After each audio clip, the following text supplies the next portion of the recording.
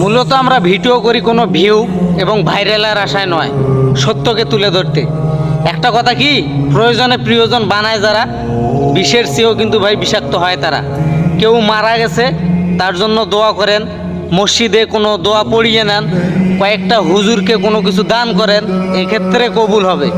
এই যে বাপ মরলে ছেলে, ছেলে মরলে বাপ, এভাবে ভাই এটা করা যাবে না।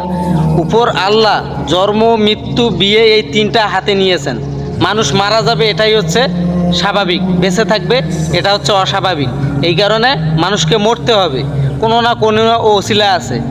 এই বিদায় কারো দোষ কাউকে চাপিয়ে দিবেন না, যে যার মতন থাকবেন। এবং আমিও তো মারা যেতে পারি, এখান থেকে উঠে যাব কি না যাব তার নিশ্চয়তা আছে? এই যে আমরা যে কয়েকজন বসে আছি, এখান থেকে উঠে বাড়ি পর্যন্ত যেতে পারবো কি না তার নিশ্চয়তা কেউ দিতে পারবেন? মারা যেতে পারি ভাই, এটা হচ্ছে স্বাভাবিক। এই কারণে যদি কোনো কিছু করার থাকে, তার ফ্যামিলিকে ব্যাকগ্রাউন্ড দেন এবং তার ফ্যামিলির পিছনে একটু সাপোর্ট করেন, সেক্ষেত্রে কোনো কিছু না একটা ভালো হইতে পারে। তার ছবি নিয়ে, তার ভিডিও নিয়ে এটা করাটা হচ্ছে একদম গাধামো কাম। এটা করলে হয়তো তার আযাব বেশি হবে কিন্তু কমবে না। এই কারণে যে যার মতন থাকবেন সে তার মতন থাকেন, কে কি করলো না করলো এটা দেখার দরকার নেই। আপনি ভালো, দুনিয়া ভালো। এই কারণে বলতেছি, কেউ কাউকে নিয়ে মৃত্যুর অভিযোগ করবেন না, এটা মারাত্মক একটা ভুল।